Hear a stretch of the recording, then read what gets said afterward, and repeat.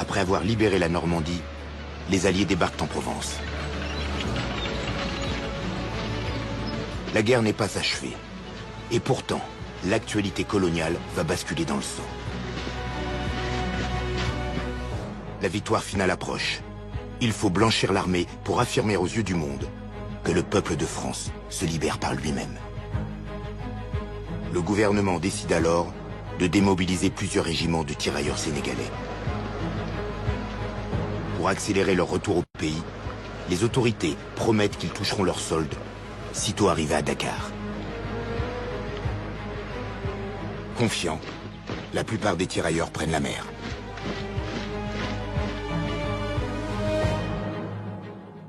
Mon père s'appelait Antoine-Jean Abibou. Et il a été enrôlé dans les tirailleurs sénégalais. Ils débarquent à Dakar. Ils sont envoyés dans un camp qu'on a préparé pour eux. Il y a plus d'1 millier de personnes dans des baraquements. Et ils continuent la procédure pour se faire payer leurs émoluments, qui étaient indus.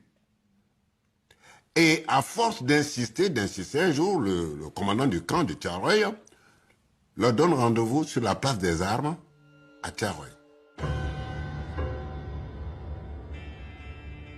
1er décembre 1944, ils sont réveillés au clairon.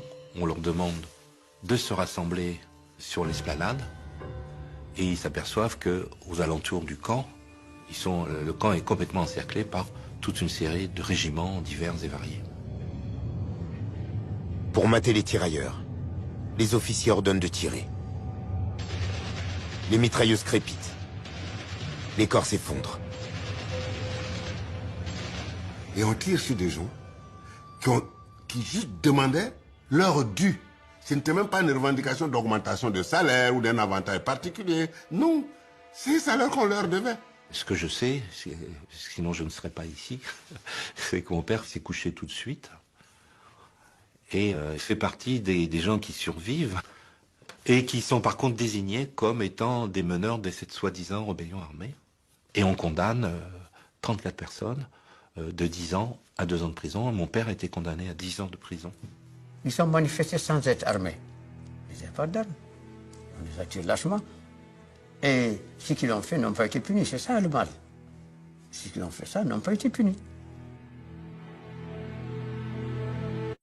La répression a tourné au massacre. On dénombre plus de 50 morts et des dizaines de blessés. Les autorités ont commis l'irréparable. Elles ont tiré sans sommation sur leurs frères d'armes.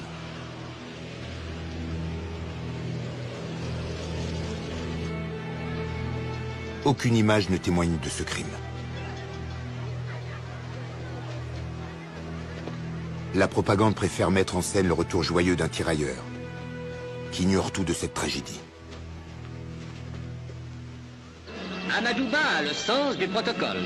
Il prend la tête du cortège dès que les cases sont en vue. Le village est en effervescence. C'est un véritable événement que le retour du guerrier Amadouba. En son honneur, les tam-tams se déchaînent, les femmes dansent.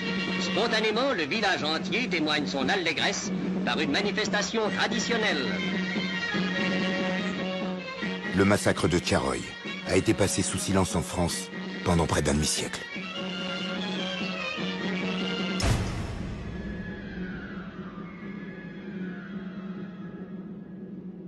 Il n'y a aucune mémoire de ça et c'est terrible. C'est terrible qu'il n'y ait pas de mémoire des événements passés, qu'il n'y ait pas de cette transmission-là. Et d'une certaine manière, les massacrés de Thiaroye, s'ils ne sont pas connus aujourd'hui, c'est comme si ils n'avaient pas existé.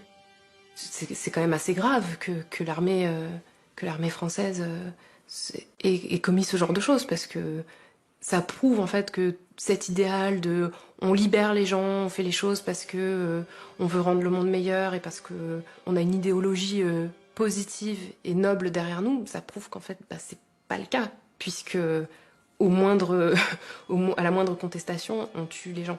Tous les débats concernant la France et ses anciennes colonies françaises, tout ça est entaché par ce passé historique et par ces différentes formes d'injustice.